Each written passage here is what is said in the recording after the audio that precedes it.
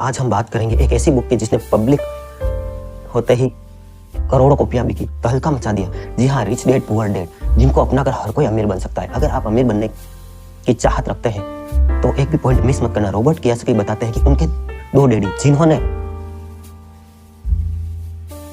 उनको जन्म दिया, पुअर डैड कहते थे, जिन्होंने अमीरी और समझदार थे, पीएचडी थे, उनको वो रिच डैड कहते थे। उन्होंने अपने 4 साल के अंडर ग्रेजुएट कार्य को 2 साल में भी कम समय में कर लिया था। उनके दूसरे डैडी 8वीं से आगे नहीं पढ़े थे। दोनों ने जिंदगी भर कड़ी मेहनत की, परंतु उसमें से एक बहुत कम पढ़ा होने लगे के बावजूद भी पूरी जिंदगी पैसे के लिए परेशान होता रहा। इतना पढ़ा लिखा होने के बावजूद भी वह अपने पीछे कर्ज छोड़कर मरा, जबकि दूसरा सिर्फ 8वीं तक पढ़ने के बावजूद अमेरिका के हवाई राज्य के सबसे अमीर व्यक्तियों में से एक बन गया और मरने पर उनके परिवार ने चर्च को, जरूरतमंदों को खूब दान दिया, को करोड़ों डॉलर की दौलत देकर गया। ऐसा क्यों हुआ? क्योंकि दोनों डैडी की सोच में फर्क था। आप एक कमेंट कीजिए, पैसा हमारे लिए काम करता है कि हम पैसे के लिए? एक छोटा सा कमेंट दीजिए, फिर वीडियो शुरू करते हैं। और वीडियो को शेयर करके लाइक और सब्सक्राइब जरूर कर ले चैनल को, और सब्सक्राइब कर लिया तो बेल आइकन जरूर दबा दे। तो दोस्तों शुरू करते हैं। Rich dad poor dad crore dollar की दौलत देखकर गया। क्यों हुआ? क्योंकि दोनों डैडी, क्योंकि पैसे के बारे में सोच अलग अलग थी। वह कैसे? चलो देखते हैं। पढ़े लिखे डैडी कहते थे पैसे के बारे में, पैसे का मोह सभी बुराइयों की जड़ है, जबकि दूसरे डैडी कहा करते थे कि पैसे की कमी सभी बुराइयों की जड़ है। एक डैडी को यह पैसे की आदत थी कि मैं इसे नहीं खरीदूंगा। दूसरे डैडी इन शब्दों का इस्तेमाल से चिढ़ते थे। वे जोर देकर कहते थे कि मुझे इसके बजाय यह कहना चाहिए कि मैं इसे कैसे खरीद सकता हूँ।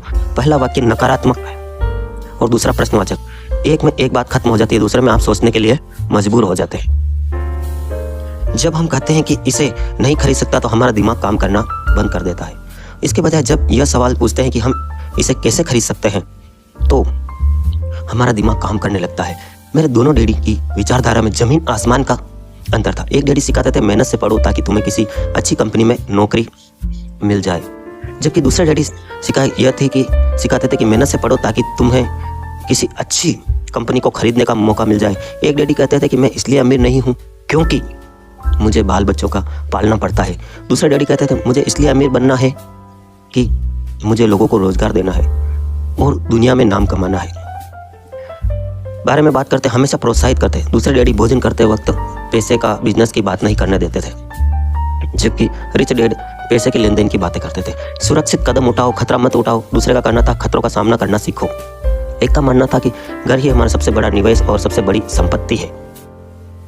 दूसरे का मानना था मेरा घर मेरा दायित्व है। अगर आपका घर आपकी नज़र में आपका सबसे बड़ा निवेश है तो आप गलत है। दोनों ही अपने बिल समय पर चुकाते थे, परंतु उसमें से एक सबसे पहले अपना बिल चुकाता था, जबकि दूसरा आखिर में। एक डैडी ने मुझे बताया कि सबसे पहले अपने बिल, अच्छी नौकरी तलाश करने के लिए अच्छा सा बायोडाटा लिखा जाए। दूसरे डैडी ने मुझे यह सिखाया कि कैसे मजबूत व्यावसायिक और वित्तीय योजना लिखी जाए जिससे मैं नौकरियां दे सकूं। बचपन में ही यह समझ गया कि हमें अपने विचारों की ओर ध्यान देना चाहिए। मैंने देखा कि मेरे गरीब डैडी इसलिए गरीब नहीं थे क्योंकि वे काम नहीं करते, बल्कि इसलिए गरीब थे क्योंकि उनके विचार काम गरीबों की तरह थे। और अमीर डैडी की सोच बड़ी थी। फिर साथ वे रॉबर्ट शिक्षा शुरू हुई, तब वे केवल 9 साल के थे। रिच डैड ने रॉबर्ट को 30 सालों तक कुछ 6 महत्वपूर्ण सबक सिखाए और यह पुस्तक उन्हीं 6 महत्वपूर्ण सबकों के बारे में है। और अब मैं आपको यही 6 महत्वपूर्ण सबक सीख बताऊंगा, तो वीडियो में बने रहे, जिनकी बदौलत रॉबर्ट के डैडी अमीर बन गए और रॉबर्ट भी। तो इन 6 पॉइंट को सुनना, एक भी पॉइंट मिस मत करना। सबक नंबर 1, अमीर लोग पैसे के लिए काम नहीं करते, पैसा उनके लिए काम करता है। गरीब और मध्यम वर्गीय लोग पैसे के लिए काम करते हैं, अमीरों के लिए पैसा काम करता है। जी हाँ, आपने बिल्कुल सही सुना है। कोई भी अमीर इंसान पैसों के लिए काम नहीं करता, बल्कि कुछ ऐसा करते हैं कि पैसा ही उनके लिए काम करने लगता है। एक गरीब और मिडिल क्लास आदमी रट रेस में फंस जाता है, कोल्लू के बेल की तरह, कभी बाहर नहीं आ पाता। अब रट रेस क्या होता है पहले यही समझना पड़ेगा।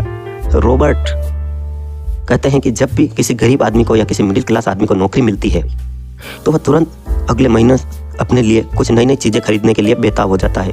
महंगी कार, ऐशो आराम की चीज़ें, महंगे कपड़े, महंगे शौक, महंगा जूता, महंगा फ़ोन, लैपटॉप, बढ़िया सी कार। और फिर शुरू हो जाता है EMI का ट्रैप। ऐसा EMI जो सालों तक देनी पड़ती है, जिससे वह बाहर कभी नहीं निकल पाता। हर महीने अपनी EMI देने होते हैं। अगर वह, उसके मन में डर बैठ जाता है, वो कैसे EMI भरेगा, अपने कैसे कर्जे उतारेगा। कहीं बैंक वाले उसकी कार उठाकर ना ले जाए। अगर ऐसा हुआ तो उसकी समाज में क्या रेपुटेशन रहेगी। दोस्तों चैनल को सब्सक्राइब कर लें और लाइक कर लें, क्या इज्जत रहेगी। वह सुबह उठता, काम पर जाता, शाम को लौटता, सुबह उठता है, वापस काम पर जाता है, शाम को लौटता और महीना पूरा होने पर अपनी पगार लेता है। और सिस्टम हर दिन हर महीने चलता है, लंबे ट्रैक में वह इसी तरह चलता है, फंस जाता है। अगर आपको चूहा दौड़ से बाहर निकलना है तो आपको पैसे के लिए काम करना नहीं है, पैसा आपके लिए काम करेगा। छोड़ना पड़ेगा, पैसा आपके लिए काम करवाना पड़ेगा, तभी वह चूहा दौड़ समाप्त होगी। अमीर इंसान पैसों के लिए काम नहीं करता, बल्कि वह कुछ ऐसा करता है कि पैसा ही उसके लिए काम करता है। जैसे आपने एक गोला देखा हुआ, गोले में मोटरसाइकिल पूरी चलती है सर्कस में, पर पहुंचते कहीं नहीं, बस वो चलती ही रहती है। जैसे हम सब चलते ही रहते हैं और पहुंचते कहीं नहीं। बहुत ही इंटरेस्टिंग होने वाली है वीडियो नंबर 2, पैसे की समझ क्यों सिखाई जानी चाहिए। ज़्यादातर लोग जिंदगी में पैसे की समझ नहीं रखते, कहाँ इन्वेस्ट करना है, क्या करना है। आपने देखा होगा कि लॉटरियों में बहुत से लोग अमीर बन गए जो गरीब थे अचानक, और वो उसी तेजी से वापस गरीब बन जाते हैं। क्या कारण होगा? ज़्यादातर लोग जिंदगी भर नहीं समझ पाते। असल बात यह है कि आप कितना पैसा कमा पाते हैं, बल्कि यह है कि आप कितना पैसा बचा पाते हैं। आपने लॉटरी जीतने वाले उन गरीब लोगों की कहानियां सुनी होगी जो अचानक अमीर बन जाते हैं और कुछ समय बाद फिर से गरीब हो जाते हैं। उन लोग लाखों करोड़ों जीतते हैं फिर भी लौट कर वहीं आ जाते हैं। जैसे कोई माइंस वगैरह में काम करता है, उसे लाखों रुपए मिले और कुछ दिनों बाद वह वापस गरीब हो जाता है, जहां से उन्होंने शुरू की थी यात्रा वहीं पहुंच जाता है। आपने इन व्यावसायिक एथलीट पढ़ी होगी, 24 साल की उम्र में हर करोड़ों डॉलर कमाते हैं और 34 साल की उम्र में उन्हें पुल के नीचे सोना पड़ता है। इसका क्या कारण है?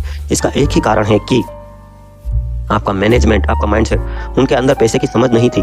लंबे समय से महत्वपूर्ण नहीं है कि आपने कितना पैसा कमाया, बल्कि महत्वपूर्ण यह है कि आपने कितना पैसा बचाया, आपने कितनी पीढ़ियों तक उस पैसे को सहेजा।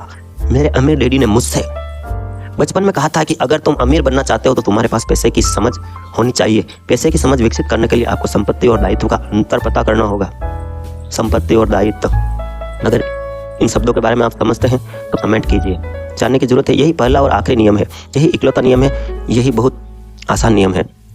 आसान लगता है, परंतु ज़्यादातर लोगों को यह पता ही नहीं कि यह नियम कितना महत्वपूर्ण है। ज़्यादातर लोग पैसे की समस्याओं को सिर्फ इसलिए उलझा रहते हैं पैसे की समस्याओं में, क्योंकि उन्हें यह पता ही नहीं कि संपत्ति और दायित्व में फ़र्क क्या होता है। लाइक कीजिए, कमेंट कीजिए। अमीर लोग संपत्ति इकट्ठा करते हैं और गरीब और मध्यम वर्गीय लोग दायित्व इकट्ठे करते हैं। ठीक है, यहाँ तक कुछ समझ में आया तो एक लाइक और छोटा सा कमेंट कीजिए और वीडियो को शेयर पहले कर दीजिए। अगर यह इतना आसान है तो फिर हर आदमी अमीर क्यों नहीं बन जाता? क्योंकि संपत्ति और दायित्व में फ़र्क नहीं कर पाते। संपत्ति और दायित्व में क्या फ़र्क होता है? संपत्ति वह चीज है जो आपकी जेब से पैसा डालती है और दायित्व वह चीज है जो आपकी जेब से पैसा निकालती है। दोबारा से कान खोलकर फिर से सुन लीजिए, क्योंकि यह लाइन थोड़ी कठिन है, लिख लीजिए, बहुत इंपॉर्टेंट है। संपत्ति वह चीज है जो आपकी जेब में पैसा डालती है और दायित्व वह चीज है जो आपकी जेब से पैसा खींचती है। वास्तव में आपको इतना ही जानने की जरूरत है। बड़ी बड़ी वीडियो, बड़ी बड़ी बुक पढ़ने की जरूरत नहीं है। यह खेल समझ गए तो आप पैसे का विज्ञान समझ आए। गरीब या मध्यम वर्गीय आदमी बनना चाहते हैं तो आप दायित्व खरीदते रहिए। इसके बीच के फर्क को न जानने से ज्यादातर लोग जीवन भर पैसे की तंगी से परेशान रहते हैं। आपने देखा होगा, जैसे हमारा शहर उदयपुर, यहाँ कई ऐसे लोग हैं जिनके पास कुछ नहीं था, कुछ भी नहीं, मतलब कुछ भी नहीं, बस वो आए, किराए के मकान में रहे, किराए के रूम में रहे और देखते ही देखते 10 सालों में उन्होंने इतना पैसा कमा लिया जो उदयपुर के वो नामी सेठ गिने जाते हैं। दूसरे वो आप देख लीजिए जो नामी सेठ माने जाते थे आज से 15-20 साल पहले, और आज इनकी हालतें क्या है आप थोड़ा रिसर्च कीजिए, पता लगाइए। आइए उदयपुर, और उनके इंटरव्यू भी हमने ले रखे हैं, आप ETYT न्यूज़ पे वे इंटरव्यू देख सकते हैं। समय बाद दोनों 101 लाख रुपयों की इन्वेस्टमेंट करते हैं। 100 लाख की कार खरीदता है क्योंकि उसे ऐसे आराम की जिंदगी जीना पसंद है। लाखों की कार खरीदता है, लाखों की जमीन खरीदता है। शुरुआत में सुरेश बहुत खुश होता है कि वह कार में घूम रहा है। दूसरा, वह जमीन खरीदता है। रमेश आज भी बस में धक्के खा रहा है, लेकिन 5 साल तक समय बीतने के लिए रमेश के 10 लाख के प्लॉट की कीमत अब 20 लाख हो जाती है और सुरेश की कार की कीमत आधी हो जाती है। उसने कार खरीदी सुरेश ने, रमेश ने प्लॉट खरीदा।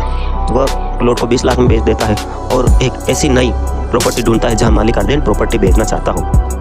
अर्जेंट बेचने वाले के चक्कर में थोड़ा सस्ते में भी बेचने को तैयार होते हैं। रमेश को 25 लाख की प्रॉपर्टी 20 लाख में मिल जाती है। रमेश वह प्रॉपर्टी खरीद लेता है और फिर से 5 साल तक बस में धक्के खाता है। अभी भी वह कार नहीं खरीदता, जो अपने पास रखता है। वह फिर से ऐसे ही मालिक की तलाश करता है जिसको अर्जेंट में किसी को प्रॉपर्टी बेचनी हो। वह विज्ञापन देता है कि मुझे 50-60 लाख की कोई प्रॉपर्टी चाहिए और वही बसों में धक्के खाते रहता है। 50 लाख में खरीद लेता है और फिर से 5 साल इंतजार करता है। अब पूरे 15 साल बीत चुके हैं। सुरेश अपना 50 लाख का प्लॉट 1 करोड़ में बेच देता है और करोड़पति बन जाता है। यहाँ तक कुछ समझ में आया तो कर दीजिए एक कमेंट। और ऐसा आराम की चीज़ें धीरे धीरे खरीद लेता है, जैसे कार, एक घर, अच्छे अच्छे कपड़े, सब लेने के बाद अब जो बाकी के 50 लाख बचे हैं फिर से उससे प्रॉपर्टी खरीद लेता है और अब उसकी प्रॉपर्टी ही उसके लिए पैसा बनाती रहती है। लेकिन सुरेश ने 15 साल पहले कार खरीदी, आज उसे कुल कौड़ी के दाम नहीं खरीदने को तैयार है। वह आज भी धक्के ही खा रहा है, अब वो धक्के खा रहा है और जिंदगी भर खाना है। एक अमीर और गरीब के माइंडसेट में गरीब इंसान सबसे पहले अपने लिए लाइबिलिटीज खरीदता है जो उसकी जेब से पैसे निकालती है, और अमीर माइंडसेट संपत्ति खरीदते हैं। 80% परिवार को पैसे की कहानी यही होती है कि वो पूंजी को बढ़ाने के लिए सोर्स खरीदते हैं, अमीर बनने के लिए कड़ी मेहनत करते जाते हैं। इसका कारण यह नहीं कि पैसा नहीं कमाते, असली कारण यह है कि जिंदगी भर में संपत्ति की जगह दायित्व खरीदते हैं। समझ गया हो तो एक छोटा सा कमेंट और लाइक करें। मेरे अमीर डैडी के फाइनेंशियल स्टेटमेंट से यह भी पता चलता है कि अमीर लोग की इतनी ज़्यादा आमदनी होती है कि video sponsor Dwarikadhish electric and power tools all type of spare since 1998, विश्वास का दूसरा नाम द्वारिकाधीश इलेक्ट्रिक। ज़्यादा अमीर क्यों नहीं बनते? संपत्ति वाले कॉलम से इतनी ज़्यादा आमदनी होती है कि खर्च आराम से चल जाता है और कुछ पैसा बच भी जाता है। इस बचे हुए पैसे को एक बार फिर वे संपत्ति वाले कॉलम में दर निवेश कर दिया जाता है, संपत्ति वाला कॉलम बढ़ जाता है, इससे होने वाली आमदनी भी बढ़ती रहती है। अब समझते हैं मिडिल क्लास ट्रैप। शिक्षा का एल्गोरिथम ऐसा बना हुआ है कि आप बस गरीब रहे। महत्वपूर्ण नियम है कि संपत्ति और दायित्व के बीच का अंतर को पहचाना जाए। अब आपको नौकरी के लिए मेहनत नहीं करनी है, आपको बिजनेस के लिए मेहनत करनी है। आप नौकरियां दे सके ऐसे बच्चों को ट्रेन करना है कि आप दूसरों को नौकरियां दे सके।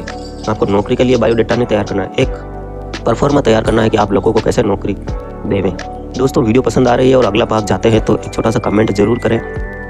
वीडियो में यहाँ तक बने रहने के लिए धन्यवाद। चैनल के सफलता के लिए आप सबको प्रणाम करता हूँ।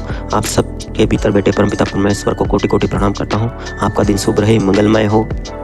आप सभी सब्सक्राइबर्स का जीवन मंगलमय हो। Thank you for watching, love you all friends. Dwarkadhish electric and power tools सभी प्रकार के पंखे, फर्राटा, table fan, ceiling fan, Orient Usha, lighting, megaphone, microphone, सभी प्रकार के मथानी, कुएं की मोटर, तिगड़ी, बल्ब, ट्यूबलाइट, इंडक्शन। सब्सक्राइब करो, वो जो लाल वाला बटन है उसके साथ स्कैम करो या फिर महफिल जमाओ, मुझे नहीं पता, बस क्लिक हो जाना चाहिए। अब मैं भी चाह रहा हूँ मुझे। हाँ जल्दी करो।